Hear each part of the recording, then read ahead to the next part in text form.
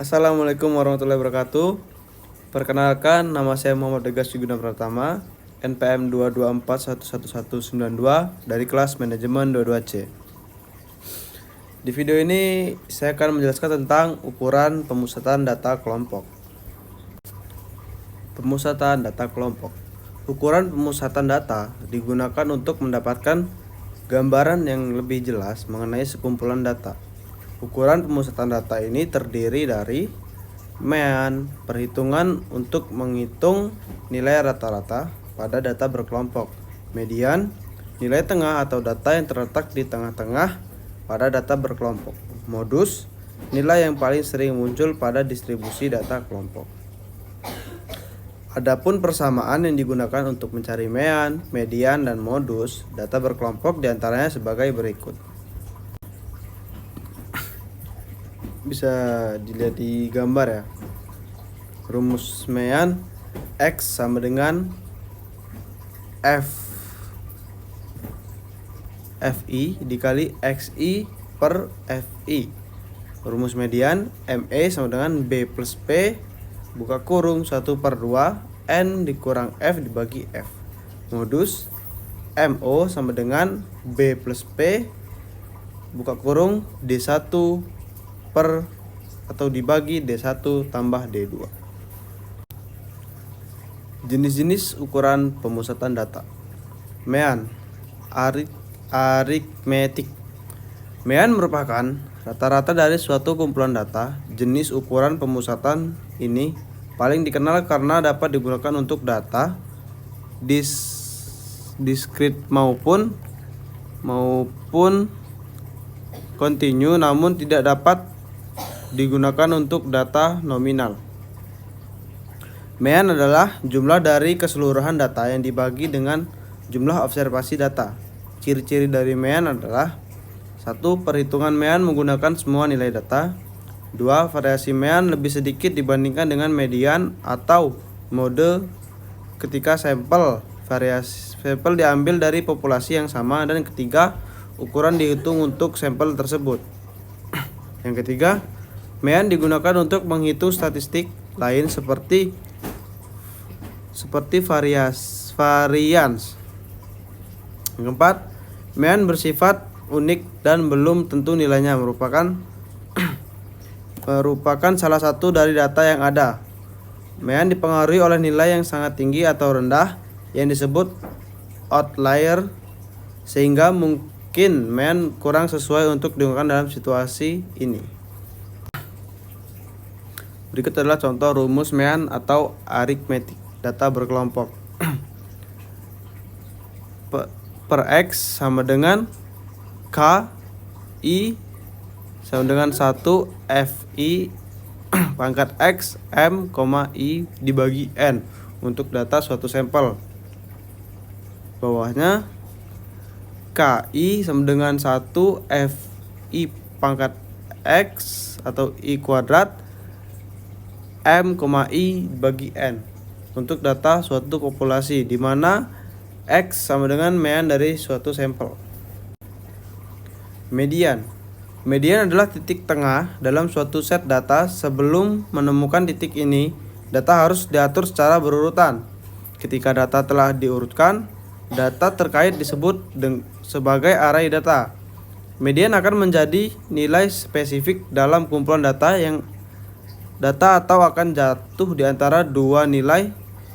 Ciri dari median adalah 1. Median digunakan untuk menemukan nilai tengah dari kumpulan data. 2. Median digunakan untuk mengetahui apakah nilai data jatuh ke dalam setengah bagian atas atau bawah dari distribusi. Ketiga, median tidak terlalu dipengaruhi outlier dibandingkan dengan mean. Rumus median atau data berkelompok. Bisa dilihat di gambar ya. MD sama dengan L I ditambah buka kurung N/2 dikurang F action F per FT per F median tutup kurung C, di mana di sini dijelaskan MD adalah median, LI tepi bawah kelas median, N banyaknya data, F action F per T jumlah frekuensi seluruh kelas yang lebih rendah dari kelas median. F median frekuensi dalam kelas median. Mode atau modus adalah nilai yang paling sering terjadi atau muncul dalam kumpulan data. Kadang-kadang dikatakan sebagai kasus yang paling khas. Mode dapat digunakan ketika data berjenis nominal, seperti preferensi agama, jenis kelamin, atau afiliasi politik. Ciri dari mode adalah mode digunakan ketika ingin mengetahui kasus yang paling umum. Yang kedua, mode adalah ukuran pemusatan yang termudah untuk dihitung. Yang ketiga, mode tidak selalu bernilai unik. Kumpulan data dapat memiliki lebih dari satu mode, atau mode tersebut mungkin tidak ada untuk kumpulan data tertentu. Rumus mode atau dalam data berkelompok seperti digambar ya.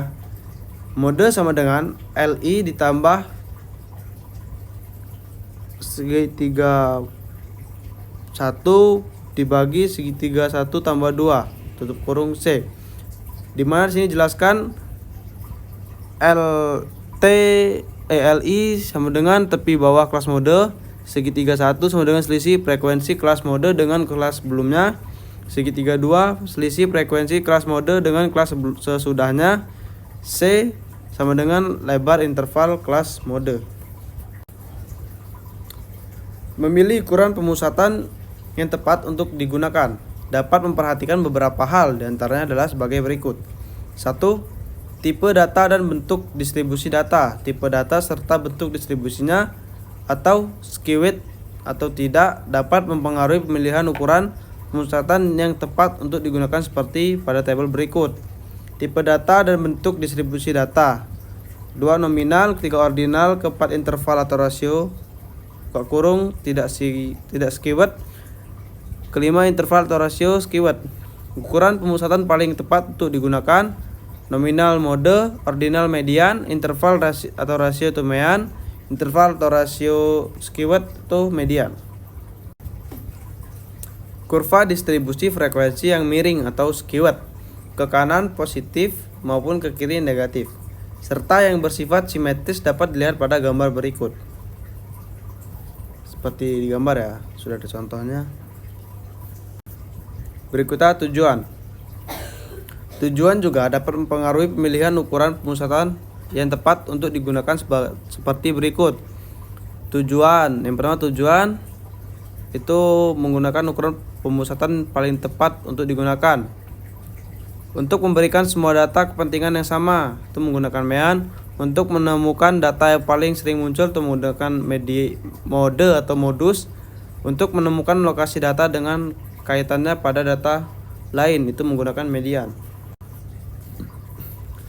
Kesimpulannya, ketika menganalisis data yang berkelompok, penting untuk mempertimbangkan ukuran ini secara terpisah pada setiap kelompok. Hal ini membantu dalam memahami distribusi data secara lebih rinci, termasuk bagaimana nilai-nilai pusatnya berbeda-beda di antara kelompok-kelompok yang berbeda.